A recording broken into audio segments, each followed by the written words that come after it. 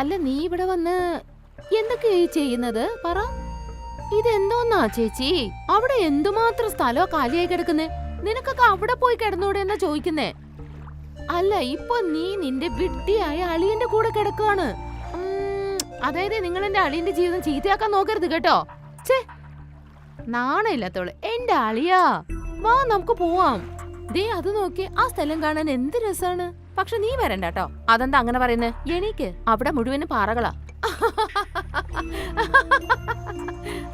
ഞാന് എന്റെ സഹോദരിയെ പോലെ അല്ല. അവള് പറയുന്നൊക്കെ നോണയാ. അവിടെ പാറയില്ല, മഴയില്ല, മണലില്ല. ഞാൻ പറയുന്നൊന്ന് കേക്ക്. റോസാപ്പൂക്കൾ നിറഞ്ഞ നദിയാണ് അവിടെ ഒഴുകിക്കൊണ്ടിരിക്കുന്നത്, മനസ്സിലായില്ലേ?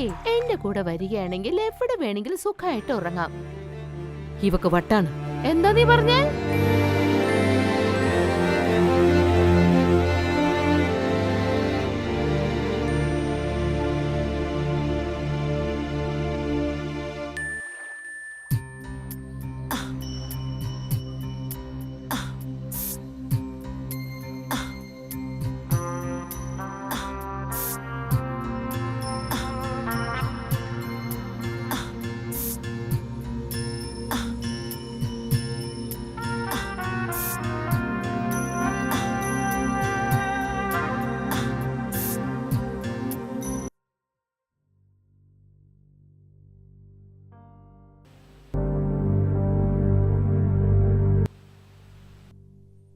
എന്നെ നീ വിശ്വസിക്ക.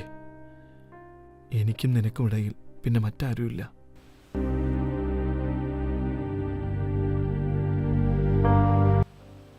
എന്നെ വിശ്വസിക്കൂ. ഞാൻ നിന്നെ മാത്രമാണ് സ്നേഹിക്കുന്നത്, മറ്റാരെയും അല്ല.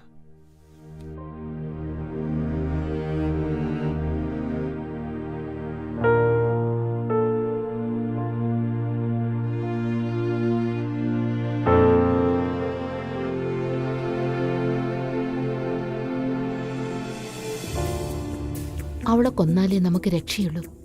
ഞാൻ നിങ്ങളുടെ ഭാര്യയായിരുന്നെങ്കിൽ എത്ര നന്നായിനെ. ഇതാ ഈ മരുന്നുണ്ടല്ലോ, ഇത് അവൾക്ക് കൊടുക്കണം. മടി കാണിക്കാതെ എനിക്ക്. അതുമല്ലാതെ എൻ്റെ ഗ്ലാസ്സിൽ മരുന്നുണ്ടായിരുന്നു. കുറച്ച് മരുന്ന് ഞാൻ അവൾക്ക് കൊടുത്തിട്ടുണ്ട്. എൻ്റെ കയ്യിൽ വെള്ളം കൊടുക്കില്ല. ഞാൻ അവൾക്ക് ഒരിക്കൽ പോലും വെള്ളം കുടിക്കില്ല.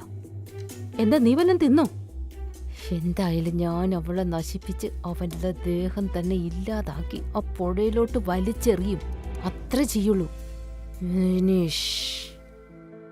Finish.